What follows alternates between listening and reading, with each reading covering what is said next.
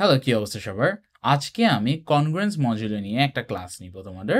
So আজকে আমি congruence module related যা কিছু আছে মানে প্রপার্টিজ, রেজাল্টস আর হচ্ছে বিভিন্ন ধরনের প্রবলেম সলভিং থেকে শুরু করে কিভাবে কোনো প্রবলেম অ্যাটাক করতে হয় রিলেটেড বিষয় নিয়ে আমি আজকে কথা বলবো। তো চলো আমরা আজকের ক্লাসটা শুরু করি। তাহলে প্রথমে হচ্ছে what is congruence? Two integers a and b said to be congruent modulo m denoted by a is congruent to b mod m. So এই জিনিসটাকে আমরা এভাবে পড়ি, a is congruent to b mod m if a and b have the same remainder when divided by a non-zero integer m.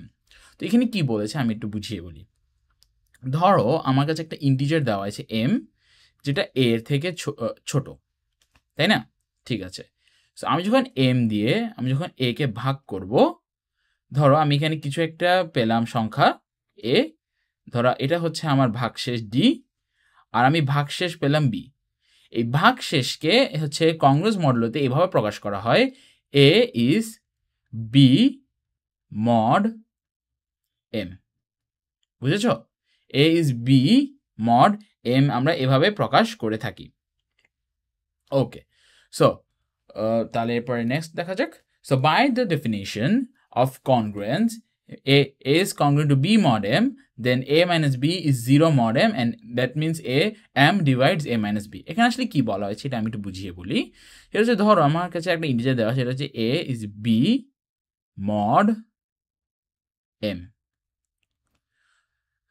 যদি আমি m দিয়ে a কে ভাগ করি আর ভাগশেষ b পাই, তোমরা এই চিন্তা করো, তোমাদেরকে আমি আচ্ছা এক্সাম্পল দিয়ে বুঝাই। ধরো 3 দিয়ে আমি যখন 5কে ভাগ করি, ভাগশেষ আমি 2 পাই।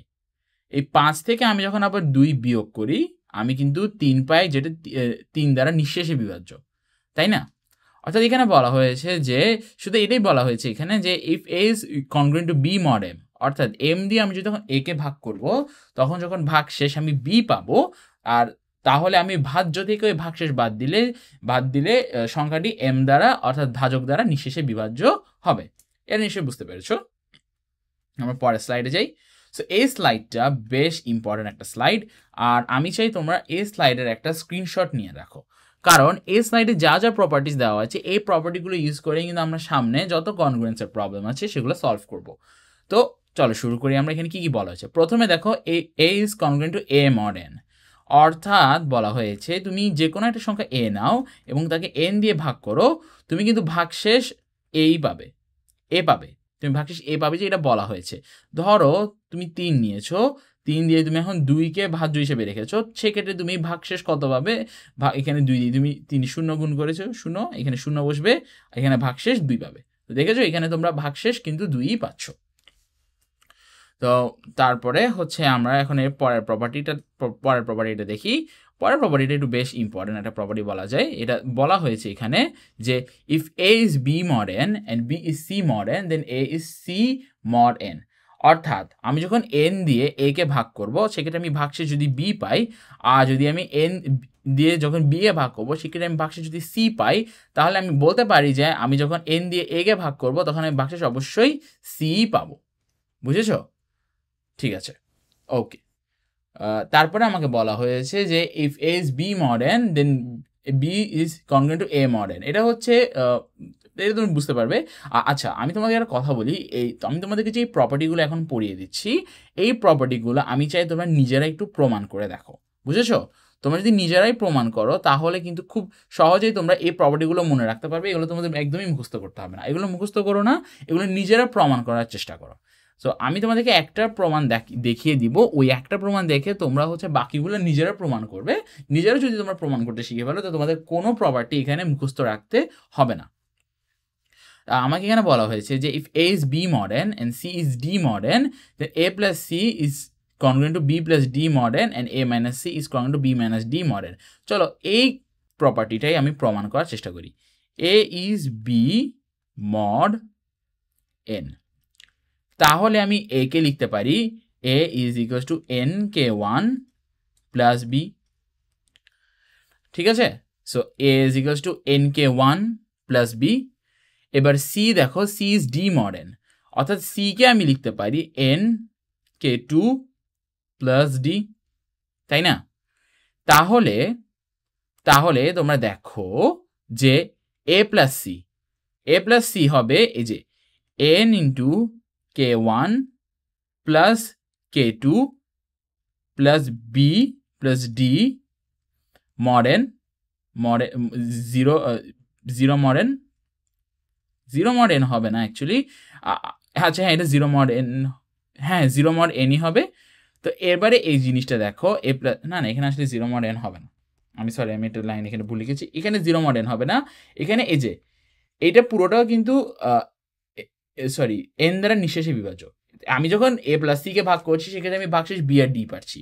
তাহলে এখানে দেখো যেখানে লেখা আছে a plus C is congruent to b plus d mod n, আর a minus C is congruent to b minus d mod n। তোমরা নিশ্চয়ই বুঝতে পেরেছো এটা।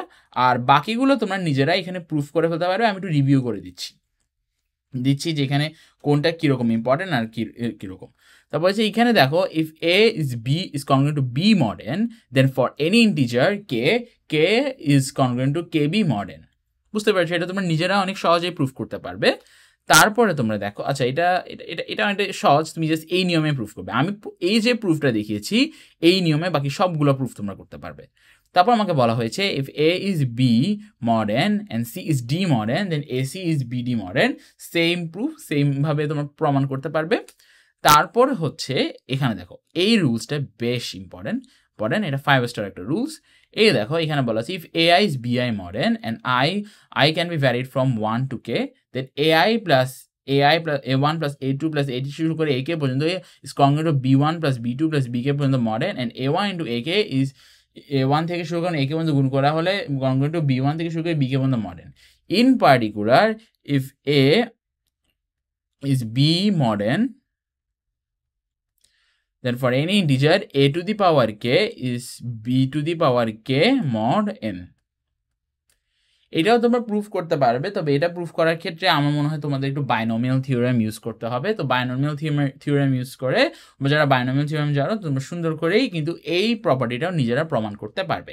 তবে মনে রাখবে এই প্রপার্টিটা খুব বেশি ইম্পর্টেন্ট এবং বেশিরভাগ প্রবলেমেই তোমার এই প্রপার্টিটাকে ব্যবহার করা হয়।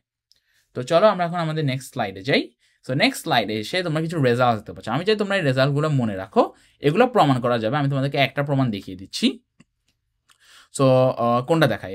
প্রথমটা দেখাই, কারণ দ্বিতীয় তৃতীয় দুইটা একটু জটিল আছে, একটু জটিল চিন্তা আছে, আর আমি চাই তোমরা নিজেরা এই প্রমাণগুলো নিজেরা করো।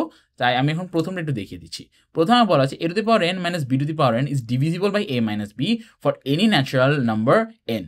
So a to the power n minus b to the power n হচ্ছে দেখো এরকম a minus b for a natural number। So a কে আমি ধরলাম a minus b is 0 mod n, 0 mod n বলছি, sorry, a minus b 0 mod a minus b।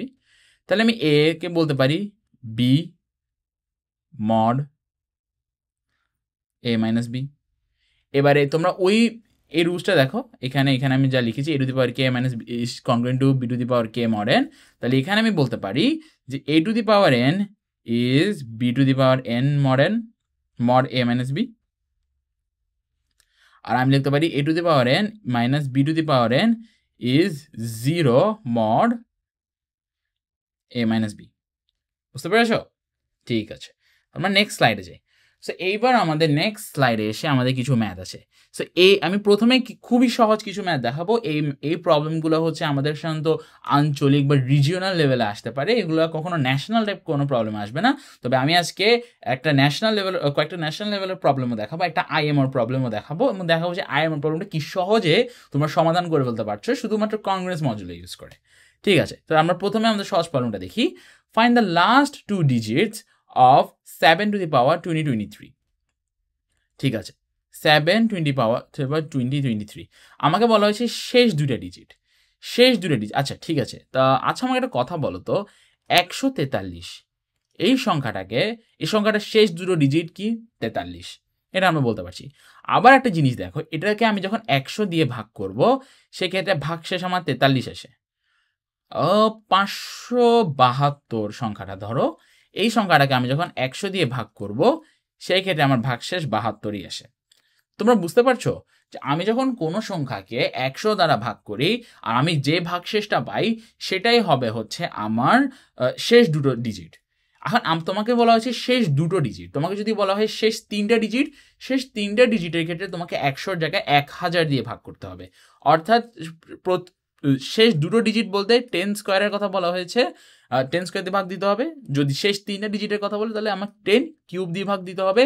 যদি শেষ একটা ডিজিটের কথা বলে 10 দিয়ে শুধু 10 দিয়েই ভাগ দিতে হবে। ঠিক আছে, সো আমি একটু এগুলো একটু ইরেজ করে দিচ্ছি অ্যান্ড আমি এই প্রবলেমটা তোমাদেরকে একটু দেখাই যে কিভাবে এটা সলভ করতে হবে। সো 7 টু দি পাওয়ার 2023, তোমরা দেখো এটা একটু সংখ্যাটা খুব ট্রিভিয়াল মনে হচ্ছে, মানে এত বড় একটা সংখ্যার লাস্ট দুটা ডিজিট আমি কিভাবে বের করবো, একদমই সহজ। তোমরা দেখো 7 স্কোয়ার হচ্ছে 49, 7 স্কোয়ার হচ্ছে 49, অর্থাৎ আমি 7 স্কোয়ারের মাথায় আমি কত গুণ দিব, অর্থাৎ আমি 1011 যদি গুণ দিই ইন্টু 7, এটার সমান যে কথা এটা সমানও কিন্তু সেমই কথা। বুঝতে পেরেছো তোমরা? ঠিক আছে, সো 49 টু দি পাওয়ার 1001, তাই না? এখন আমাকে একটি যেটা জিনিস আমি চিন্তা করি যে 49কে 49 আর গুণ 49 সমান কত হবে। 49 গুণ 49 কিউবের মান এখানে আমার বের করে ফেলতে হবে। সো 49 কিউবের মান আমি বের করি 9 9 81 1 হাতে আর 8, 4 9 36 44 0, 4 9 36 6 হাতে আর 3, 4 4 16 আর 19, সো 1, 6 আর 4 যোগ করলে 10 0 হাতে আর 1, 5 আর 9 যোগ করলে 5 আর 9 যোগ করলে 14, 4 হাতে আর 1, সো 2401। সো 2401 এর সাথে আচ্ছা, সো যেহেতু এখানে আমি মড বের করছি, আমি এখানে আরেকটা কাজ করার চেষ্টা করি যাতে আমার গুণটা বেশি বড় না হয়ে যায়। 2401টা আমি এখানে লিখে রাখি। তো 2401 অ্যান্ড এটা আমি মুছে দিই, এটা আমার লাগবে না এখন। সো আমার বের করতে হবে যে এই 7 স্কোয়ার টু দি পাওয়ার 1001 এই সংখ্যাটাকে আমি যখন 100 দিয়ে ভাগ করব তখন আমার ভাগশেষ কত আসবে। তো তোমরা অলরেডি দেখো আমি পেয়েছি 2401। 2401কে যদি আমি 100 দিয়ে ভাগ করে আমি ভাগশেষ পাই 1, আর তার সাথে যদি আমি আরো 49 গুণ দিই তাহলে আমি ভাগশেষ পাবো 49। তোমরা একটা কথা বুঝতে পেরেছো এখানে আমি কোন রুলটা অ্যাপ্লাই করেছি?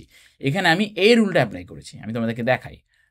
এই যে এই রুলটা, if A is B mod n and C is D mod n then AC is equals to BD mod n। বুঝতে পেরেছো? ঠিক আছে, তাহলে আমরা পেয়ে গেছি যে 7 স্কোয়ার অর্থাৎ 49 টু দি পাওয়ার 1011 এর ভাগশেষ হচ্ছে 49 যখন আমি হচ্ছে কত দিয়ে ভাগ করব, 100 দিয়ে ভাগ করব।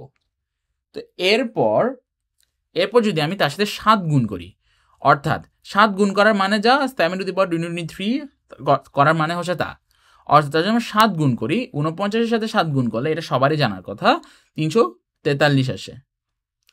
এই 343কে আমি যখন 100 দিয়ে ভাগ করব আমি পাবো ভাগশেষ 43, অর্থাৎ the last two digits of 7 to the power 2023 is 43। So এই কোশ্চেনটা আমরা খুব সহজে সলভ করে ফেলেছি। আশা করি তোমরা বুঝতে পেরেছো। তোমরা না বুঝতে পারলে এই কোশ্চেনটাকে আরেকবার একটু রিওয়াইন্ড করে দেখো, তাহলে বুঝে যাবে। এটা খুবই সহজ একটা প্রশ্ন। নেক্সট প্রশ্ন, reduce 6 to the power 100 modulo 7। So এরকম প্রশ্ন আসতে পারে যে 6 to the power 100 is equals to what mod n। এখানে আসলে এটা জিজ্ঞেস করা হয়েছে what mod 7। ওকে, তোমরা দেখো 6 is 6 mod 7। আরেকটা জিনিস চিন্তা করো, আমি আমার কোনো একটা অলিম্পিয়াডের এর আগের ভিডিওতে মনে হয় নেগেটিভ রিমাইন্ডার নিয়ে কথা বলেছিলাম, এখানে কিন্তু আমি নেগেটিভ রিমাইন্ডার ইউজ করবো। আমি যদি 6 টু দি পাওয়ার -1 mod 7 লিখলাম, 6 to the power 100 is -1 to the power 100 mod 7। আবারও সে a to the power k is congruent to b to the power k mod n এর রুল আমি apply করেছি, তাহলে আমি লিখতে পারি 6 to the power 100 is 1 mod 7, অর্থাৎ এটার অ্যান্সার হতে পারে 1। ঠিক আছে, এটা খুবই সহজ একটা প্রশ্ন, নিশ্চয়ই বুঝতে পেরেছো তোমরা, আর বুঝতে না পারলে তোমরা আরেকবার একটু রিমাইন্ড করে দেখো। আমার নেক্সট প্রবলেমটা দেখি। Find the remainder when 11 to the power 50, also 11 to the power 50 into 17 to the power 12 is divisible by 6. অর্থাৎ আমাকে ডিভাইডেড বাই 6, অর্থাৎ আমাকে জিজ্ঞেস করা হয়েছে যে 6 দ্বারা ভাগ করলে এই সংখ্যাটাকে ভাগশেষ কত আসতে পারে। তোমরা দেখো 11 হচ্ছে 5 mod 6, কিন্তু 11 যদি 5 mod 6 নিই তাহলে 11 to the power 50 হচ্ছে 5 to the power 50 mod 6, কিন্তু 5 to the power 50 mod 6 কিন্তু আমাদেরকে খুব একটা হেল্প করছে না, বুঝতে পেরেছো? সো এখানে আমি 11 এটাকে আমি একটু চালাকি করে এভাবে লিখতে পারি, আমি একটু এটা মুছে দিচ্ছি, এটাকে আমি একটু চালাকি করে এভাবে লিখতে পারি যে 11 is -1 mod 6. So 11 to the power 50 is 1 mod 6. নিশ্চয়ই বুঝতে পেরেছো, আমি এখানে একটা লাইন স্কিপ করে গিয়েছি। তেমনি ভাবে 17 is -1 mod 6. কেন এখানে -1 mod 6 দিচ্ছি? কারণ 12 is 0 mod 6, সো 12 এর থেকে যদি এক পিছিয়ে যায় তাহলে তো -1। তেমনি ভাবে এখানে 18 is 0 mod 6, তো 18 এর থেকে এক ধাপ পিছিয়ে গেলে নিশ্চয়ই এটা -1, তো তারপর আমি লিখতে পারি যে 17 to the power 12 is 1 mod 6, 1 mod 6, তাহলে এখানে 1 1 গুণ হয়ে যাবে আর এখানে আমার অ্যান্সার আসবে 1, ঠিক আছে? Okay, next question. Prove that 30 to the power 9099 plus 61 to the power 100 is divisible by 31. So 30 to the power 99 plus 61 to the power 100 is divisible by 31. এটা আমাকে প্রুফ করতে বলা হয়েছে। সো প্রথমে আমি একটা ইন্ডিভিজুয়াল করে পদ নিই, তার ওটাকে আমি বিশ্লেষণ করি। 30 is -1 mod 31, কারণ 31 is 0 mod 1, 0 mod 31, তাহলে এক ধাপ পিছিয়ে গেলে এটা -1 হবে। তাহলে আমি লিখতে পারি 30 to the power 99। এখন তোমরা দেখো এটা একটা বেজোড় সংখ্যা, -1 এর উপর যখন আমি একটা বেজোড় সংখ্যা আনবো তখন এটা মান চেঞ্জ হবে না, এটা -1ই থেকে যাবে, ইজ -1 mod 31। অন্যদিকে তোমরা দেখো 61 ইজ -1 mod 31, কারণ 62 ইজ 0 mod 31, তাহলে আমি এক ধাপ পিছিয়ে আসলে আমি পাবো 61 ইজ -1 mod 31, তাহলে 61 to the power 100 আসবে হচ্ছে 1 mod 31, কারণ 100 হচ্ছে একটা কি ইভেন ডিজিট, ইভেন ইন্টিজার। তাহলে তোমরা দেখো আমি যখন এটাকে পুরোটাকে 31 দিয়ে ভাগ করব, এটার ভাগশেষ আসবে -1, এটার ভাগশেষ আসবে 1, -1 + 1 যোগ করলে হবে 0, অর্থাৎ সম্বলিত হবে এই দুটো পদের যোগফল সবসময় 31 দ্বারা নিঃশেষে বিভাজিত হবে। এটা আমরা প্রুফ করে ফেলেছি। খুব সহজ একটা প্রশ্ন ছিল, ঠিক আছে? তোমরা নিশ্চয়ই বুঝতে পেরেছো। আমি এর পরেরটা দেখাই। সো এটা একটু ক্রিটিক্যাল একটা problem. So 6 to the power 273 plus 8 to the power 273 is divisible. What is the remainder when 6 to the power 273 plus 8 to the power 273 is divisible by 49? 49 তোমরা দেখো 49 হচ্ছে 7 into 7, কিন্তু 49 দিয়ে এটাকে ভাগ করা আবার, কারণ নাম্বারগুলো এমন কাছাকাছি নাই যে আমি -1 + 1 নিয়ে আসতে পারবো, আমি কিছু করতে পারবো। এই ক্ষেত্রে আমাদের এই রেজাল্টটা কাজে লাগবে। আমি তোমাদেরকে দেখাই, এই যে এই রেজাল্টটা, a to the power n plus b to the power n is divisible by a plus b for any odd natural number n. For any odd natural number n এর জন্য এটা ডিভিজিবল হবে। অর্থাৎ এটা যদি এখানে n হচ্ছে odd, তোমরা দেখো 270 কেন অড, 270 এটা অড, তো অর্থাৎ এই সংখ্যাটা অবশ্যই 14 দ্বারা নিঃশেষে বিভাজ্য। 14 দ্বারা এটা যদি নিঃশেষে বিভাজ্য হয়ে থাকে, আচ্ছা তোমরা একটা রুল জানো নাকি আমি জানি না, a to the power n plus b to the power n is a plus b into a to the power n minus 1 into a to the power n minus 1 minus a to the power n minus 2 into b plus এভাবে করে করে binomial theorem অনুযায়ী এখানে এটা পরিচালিত হবে। তোমরা দেখো a প্লাস বি যদি 6 + 8 হয়, তাহলে এখান থেকে অলরেডি আমি 7 আসতেছে। আর আমার প্রমাণ করতে হবে যে এই পুরো সংখ্যাটা হচ্ছে কি তোমার 7 দ্বারা নিঃশেষে বিভাজ্য। 7 দ্বারা এটা যদি নিঃশেষে বিভাজ্য হতে হয়, তুমি দেখো এখানে n-1 6, আমি a এর জায়গায় যদি 6 বসাই আর b এর জায়গায় যদি 8 বসাই, তাহলে এখান থেকে আমি ভাগশেষ পাবো কত? n-1। n-1 হচ্ছে একটা জোড় সংখ্যা, তাহলে এখান থেকে আমি ভাগশেষ 1 পাবো। বি এর থেকে আমি সবসময় ভাগশেষ কিন্তু 1 পাবো। বি এর এখানে ভাগশেষ কখনোই চেঞ্জ হবে না, কিন্তু যখনই আমি n থেকে একটা জোড় সংখ্যা বিয়োগ করবো, আমি সবসময় একটা বিজোড় সংখ্যা পেয়ে যাব।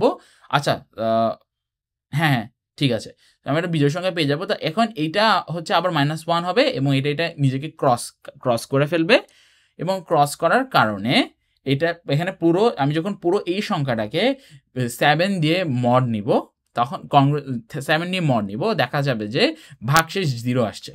অর্থাৎ প্রথম পদটাকে 7 নিঃশেষে ভাগ করছে, দ্বিতীয়টাকে যখন 7 নিঃশেষে ভাগ করবে, আচ্ছা এটা মনে হয় এ হবে, প্লাস হবে, আমি একটু মানে ভুল করে ফেলেছি এখানে, সরি ফর দ্যাট।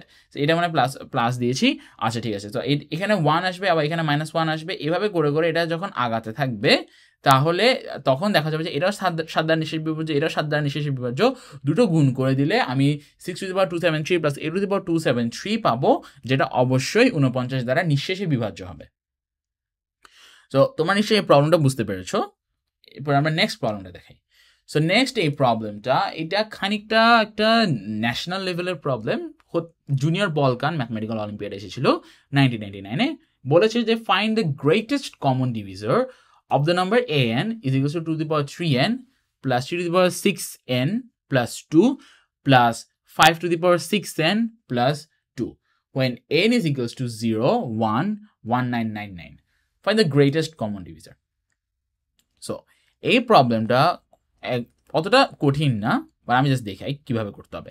তোমরা দেখো এখানে 2 to the power 3n আছে, তুমি সুন্দর করে এটাকে 8 to the power n লিখতে পারো, কারণ 2 3 আছে একটা, তার মানে 3 স্কোয়ার আছে একটা, তার মানে আমি লিখতে পারি 9 to the power 3n plus 1, কারণ এখানে 2 কমন যাচ্ছে। আর এখানে লিখতে পারি 25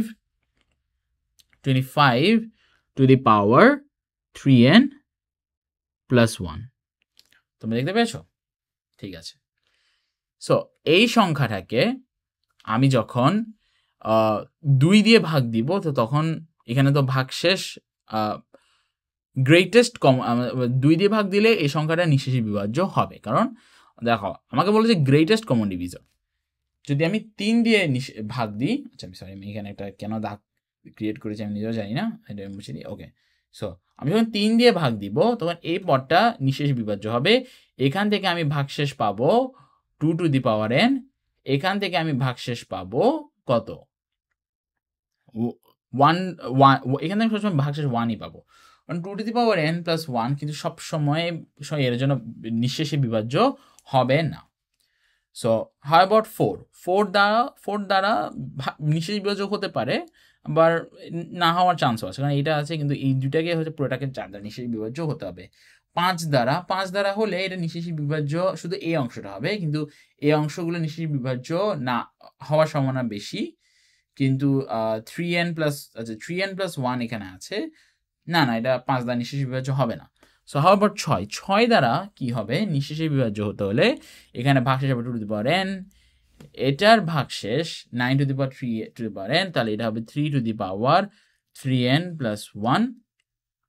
সো এখানে 3 into 3 into 3 এভাবে চলতে থাকবে, তাই এখানে এটা 6 দ্বারা নিঃশেষে বিভাজ্য হবে না, আর এখান থেকে তো ভাগশেষ 1 আসছে। সো এটা 6 দ্বারা নিঃশেষে বিভাজ্য হবে না। তারপর এবার আমরা 7 দিয়ে একটু করে দেখি। So 8 to the power n plus 9 to the power n plus 25 to the, sorry 9 to the power n না, আমি বাংলায় ভুল লিখি, এটা ঠিক না actually. Okay, so 9 to the power 3n plus 1 plus 25 to the power 3n plus 1। 7 দিয়ে যখন আমি ভাগ করব, এক্ষেত্রে আমি ভাগশেষ পাবো 1। 9 দিয়ে আমি যখন ভাগ করব, সরি 7 দিয়ে যখন এখানে অংশটা ভাগ করব, তখন আমি পাবো 2 to the power 3n plus 1।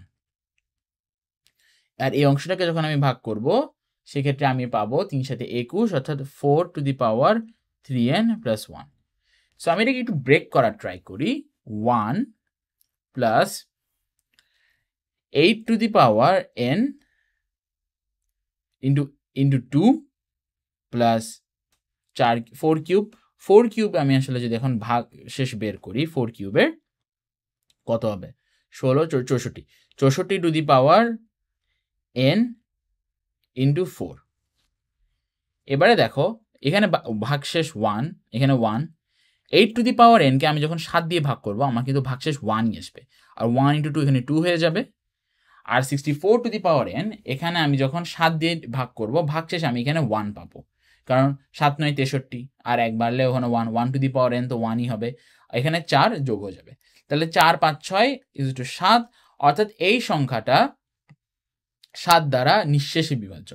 তো তোমরা হচ্ছে আরো কিছু দূর দেখিয়ে এটা দেখাতে পারো যে হ্যাঁ 7 দ্বারা ভাগ ছাড়া এখানে আর অন্য কোনো সংখ্যা দ্বারা এটা নিঃশেষে বিভাজ্য হবে না। আর সেই ক্ষেত্রে আমরা বলতে পারি যে এটার যে গ্রেটেস্ট কমন ডিভিজর বের করতে বলা হয়েছে সেটা হচ্ছে গিয়ে 7। আশা করি তোমরা প্রবলেমটা বুঝতে পেরেছো। সো আমি এখন নেক্সট স্লাইডে যাব। সো আমাদের এসে গিয়েছে আমাদের কাঙ্ক্ষিত ইন্টারন্যাশনাল ম্যাথমেটিক্যাল অলিম্পিয়াডের প্রবলেম। ওকে বলা হয়েছে 2 to the power n, find all positive integers n for which 2 to the power n minus 1 is divisible by 7. আরেকবার বলা হয়েছে prove that there is no positive integer n for which 2 to the power n plus 1 is divisible by 7. তো আমরা প্রথমে a এর answer করি। তোমরা দেখো কি সহজ এই প্রবলেমটা। 2 to the power n minus 1, find all positive integer। আমাকে পজিটিভ ইন্টিজার কথা বলতে, তার মানে n = 0 আমি ধরবো না। যখন আমি n এর ভ্যালু, আচ্ছা আমি এটা একটু রিমুভ করি, আমার এটা লিখতে হবে না যে আমি 2 to the power n নিয়ে কাজ করছি এই মুহূর্তে। ওকে, সো আমি 2 to the power n minus 1 যখন আমি n এর মান 1 বসাবো সেক্ষেত্রে ভাগশেষে আমি 1 পাবো। আচ্ছা আমি একটু লিখি, n এর মান যখন আমি 1 বসাবো সেক্ষেত্রে আমি ভাগশেষ পাবো 1। n এর মান আমি যখন 2 বসাবো সেক্ষেত্রে আমি ভাগশেষ পাবো 2 × 4 - 1 3। n এর মান আমি যখন 3 বসাবো সেই ক্ষেত্রে আমি ভাগশেষ পাবো 0। n এর মান আমি যখন 4 বসাবো সেই ক্ষেত্রে আমি ভাগশেষ কত পাই? 2 to the power 4 16, 16 minus 1, 16 minus 15, 15 is 1 mod 7। n এর মান আমি যখন 5 বসাবো সেক্ষেত্রে আমি ভাগশেষ কত পাবো? সেক্ষেত্রে আমি ভাগশেষ পাবো 2 to the power 32, 32 minus 1 is 31, 31 is 3। n এর মান আমি যখন 6 বসাবো সেই ক্ষেত্রে আমি কত পাবো? সেই ক্ষেত্রে আমি পাবো হচ্ছে 64, 64 minus 1 is 0। তোমরা চাইলে আরও অনেকগুলো এক্সপেরিমেন্ট করে দেখাতে পারো, আর এটা আয়ামের সমস্যা তোমাদেরকে আরও অনেকগুলো এক্সপেরিমেন্ট করে দেখাতে হবে, বাট আমি এখানে সংক্ষিপ্ত আকারে বলছি। এখানে দেখো কি হচ্ছে। দেখো এখানে একটা সাইক্লিসিটি মেনটেন হচ্ছে। n1 এর জন্য 1 1 3 0, অর্থাৎ সাইক্লিসিটি এবার মেনটেন হচ্ছে 1 3 0 আবার 1 3 0 এভাবে করে যাচ্ছে। আর দেখো 0 ওখানে হচ্ছে n = 3, n = 6, অর্থাৎ 3k আকারের পদগুলোর জন্যই হচ্ছে গিয়ে কি এই n ডিভিজিবল, এই পদটা n দ্বারা নিঃশেষে বিভাজিত হচ্ছে। তাহলে আমি বলতে পারি যে সকল পজিটিভ ইন্টিজার n = 3k, যেখানে k এর মান 1 এর থেকে বড় বা সমান সেসব সংখ্যাগুলোই আসলে সেসব সংখ্যাগুলো n হিসেবে আসলে এটা অবশ্যই 7 দ্বারা নিঃশেষে বিভাজিত হবে। এবার আমাকে এটা প্রমাণ করতে বলা হয়েছে যে prove that there is no positive integer n for which 2 to the power n plus 1 is divisible by 7. 2 to the power n plus 1 is divisible by 7. So 2 to the power n plus 1, আমি যখন n এর মান আবার 1 বসাবো আমি পাবো কত? 1 বসালে আমি এবার পাবো 3 ভাগশেষ হিসেবে। n এর মান আমি 2 বসালে আমি ভাগশেষ পাবো 2 স্কয়ার প্লাস 4, 2 স্কয়ার 4 প্লাস 5, 5 পাবো ভাগশেষ। n এর মান আমি আবার 3 বসালে আমি এবার ভাগশেষ পাবো 2 কিউব প্লাস 1, তার মানে 8 আর 1 9, 9 মানে ভাগশেষ 2। n এর মান আমি 4 বসালে আমি ভাগশেষ পাবো 16 প্লাস 1 17, 17 হচ্ছে গিয়ে কি 3 mod 7। n যদি আমি 5 বসাই আমি সেক্ষেত্রে ভাগশেষ পাবো 32 2 to the power 5 হচ্ছে 32 প্লাস 1 33, অর্থাৎ 5 ভাগশেষ পাবো। n is equals to যখন 6 আসবে তখন সেক্ষেত্রে ভাগশেষ আসবে কত two the power 6 two the পাওয়ার 6 হচ্ছে 64 64 এর সাথে আসলে 64 এর সাথে আর 1 যোগ করলে আমি পাবো 65, তাহলে ভাগশেষ আসবে 2।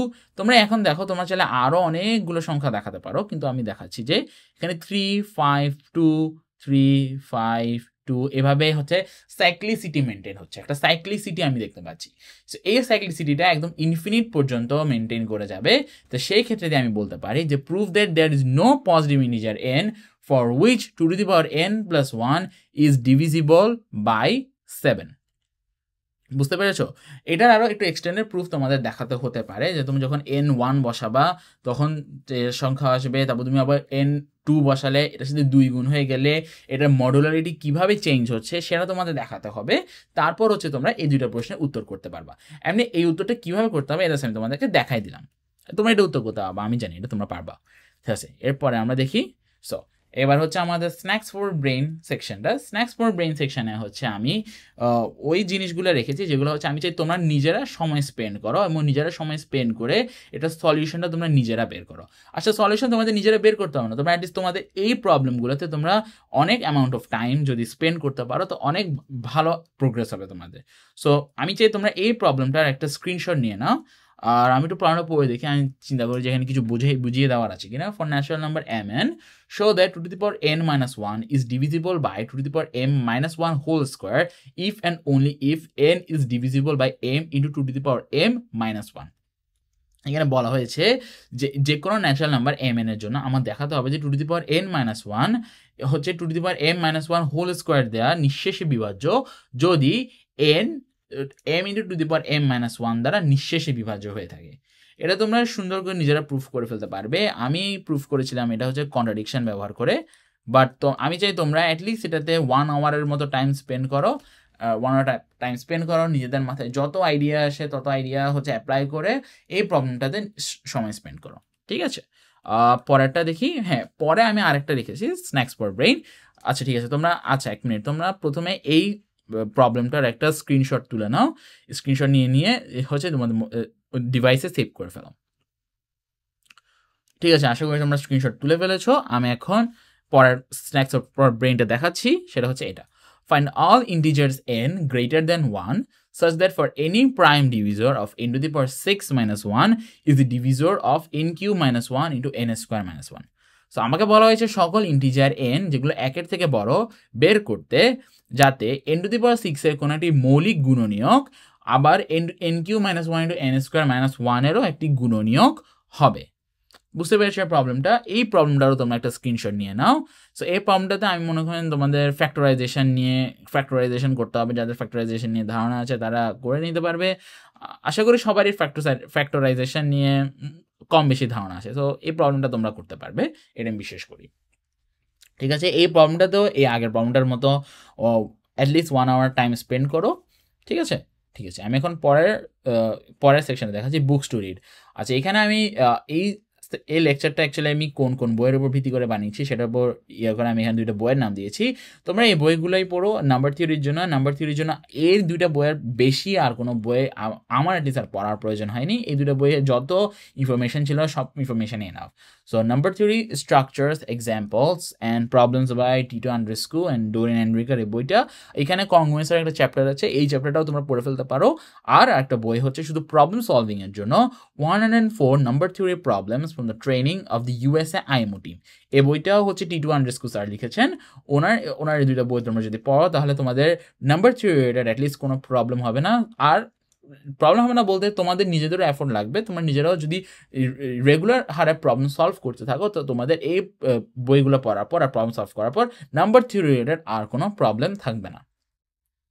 সো সবাইকে ধন্যবাদ আজকের লেকচারটা দেখার জন্য। এই লেকচারটা হচ্ছে রিকোয়েস্টেড ছিল তাই আমি বানিয়েছি।